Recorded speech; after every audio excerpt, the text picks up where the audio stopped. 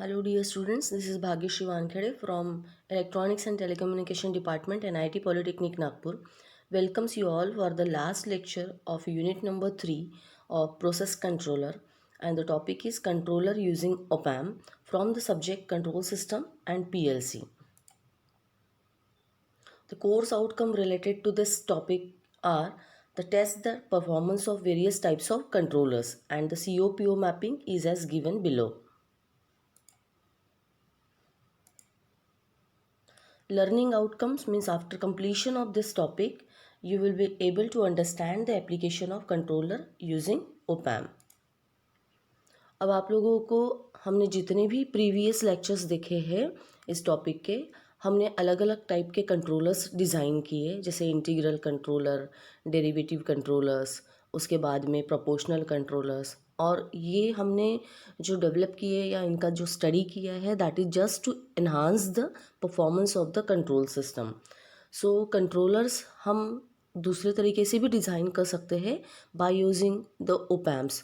आपको पता है कि इलेक्ट्रॉनिक सर्किट का बेसिक बिल्डिंग ब्लॉक जो होता है वो ऑपरेशनल एम्पलीफायर हो सकता है, जिसकी वजह से हम काफ़ी सारे सर्किट्स को डिज़ाइन कर सकते हैं. सो कंट्रोलर मेनली जो हम यूज़ करते हैं that is by using the op-amp circuit. अब आप यहाँ पे देख सकते हैं कि ये जो कंट्रोलर है this is on off controller using op-amp. On off controller में जो बेसिक पार्ट होता है, अब आप लोगों ने LIC सब्जेक्ट में पढ़ा है कि समिंग एम्पलीफायर ओपैम्प को यूज़ करके हम कैसे डिज़ाइन करते हैं. तो यहाँ पे एक समिंग एम्पलीफायर यूज़ किया गया है and the output of the summing amplifier is given to the inverter circuit.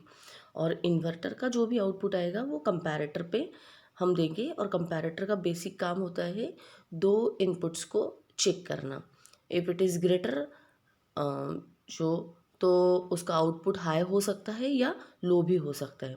यहाँ पे आप इसका कैरेक्टरिस्टिक्स देख सकते हो ऑन ऑफ कंट्रोलर का. This is called as the neutral zone. Neutral zone का मतलब होता है ऐसी एरर की ऐसी रेंज जिसमें आउटपुट चेंज नहीं होता. सो दिस ये वाले लाइन से लेके ये वाले लाइन तक जो बीच वाला सेंटर पार्ट है that is called as neutral zone.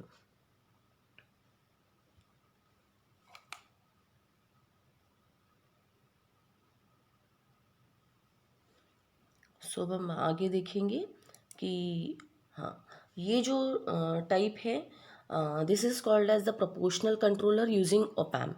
अब प्रोपोर्शनल कंट्रोलर में जो कंस्ट्रक्शन होता है that is by using the summing amplifier along with the inverter circuit. तो आपको समिंग एम्पलीफायर कैसे डिज़ाइन करना है ये ऑलरेडी हम पढ़ चुके हैं. उसके आगे सिर्फ हमको क्या लगाना है, इन्वर्टर लगाना है.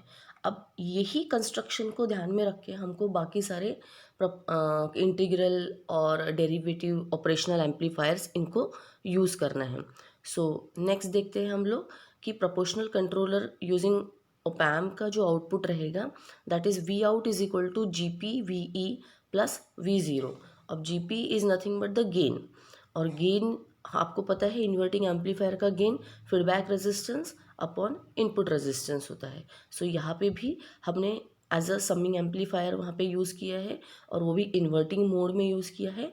तो उसका जो गेन रहेगा वो R2/R1 होगा. This is the integral controller using op amp. अब आपको पता है कि by using op-amp integral op-amp हम कैसे डिज़ाइन करते हैं. जब हम फीडबैक में कोई भी कैपेसिटर लगा देते हैं और इनपुट में रजिस्टर होता है तो उसको हम इंटीग्रल मोड में यूज़ कर सकते हैं. तो यहाँ पे आप इंटीग्रेटर के मोड में यहाँ पे ओपैम्प को यूज़ कर रहे हैं and that output is given to the inverter circuit. This is just an inverter. So this is a combination of integral plus inverter. This is called as integral controller using op amp. तो इसका भी output जो total output रहेगा वो integration वाला output plus inverter वाला. सो यहाँ पे देख सकते हैं V out is equal to GI integration of VE that is error signal का integration plus V out. So यहाँ पे ये जो है GI that is the gain of integration है ना. और गेन ऑफ इंटीग्रेशन कैसे कैलकुलेट करते हैं ये भी हम ऑलरेडी कवर कर चुके हैं 1/RC. So next is derivative controller using op amp. अब डेरिवेटिव कंट्रोलर का मतलब होता है जस्ट कैपेसिटर को इनपुट साइड में फिक्स करना एंड रजिस्टर को फीडबैक में यूज़ करना. This is nothing but converting the op amp into derivation, है ना. तो ये डेरिवेटिव कंट्रोलर हो गया बाय यूजिंग ओप एम्प. इसका जो आउटपुट है that is V out plus R1 C derivative of the error signal, है ना. और ये जो हमको मिलेगा that is the final output. यानी वी आउट अगर कैलकुलेट करना है तो ये वाला टर्म हमको इस साइड में लेके आना पड़ेगा. Now as the name indicate proportional integral controller. अब हमें पता है कि प्रोपोर्शनल इंटीग्रल कंट्रोलर में इंटीग्रल भी आना चाहिए और proportional controller is nothing but the summing amplifier, है ना, और इन्वर्टर वाला कॉम्बिनेशन. तो यहाँ पे देखिए आप लोग कि दिस इज़ द इंटीग्रेशन और यहाँ पे आपका हो रहा है प्रोपोर्शनल वाला काम. तो यहाँ पे प्रोपोर्शनल का भी आउटपुट आपको ऐड करना पड़ेगा और इंटीग्रेशन वाला भी आउटपुट आपको ऐड करना पड़ेगा and the combination of these two can be treated as the complete output. यहाँ पे proportional derivative controller. Proportional derivative controller में सिर्फ डेरिवेटिव का यूज़ किया है. तो डेरिवेटिव मोड कैसे बनता है, कैपेसिटर इनपुट साइड में और रजिस्टर हमारा फीडबैक में लगता है. तो ये हो गया हमारा डेरिवेटिव मोड और along with the summing amplifier वाला जो मोड होता है that is nothing but the proportional derivative controller. तो यहाँ पे भी दोनों का कॉम्बिनेशन आएगा, प्रोपोर्शनल वाला आउटपुट भी आएगा और डेरिवेटिव वाला आउटपुट भी आएगा और इन दोनों का combination is the final output.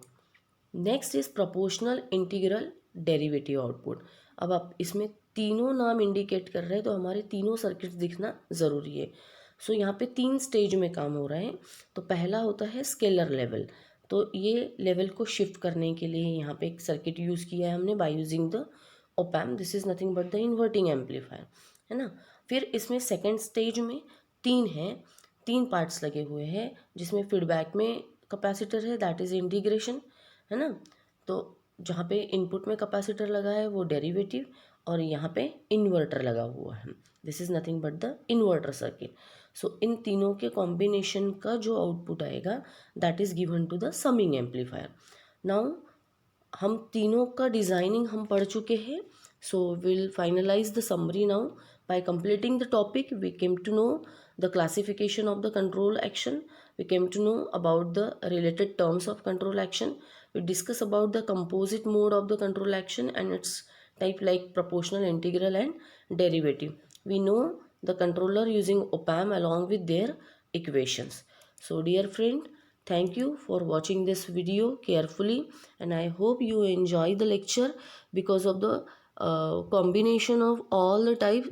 The topic is very easy and we will continue the next topic in the next lecture 4.1 that is fundamentals of PLC. Thank you so much.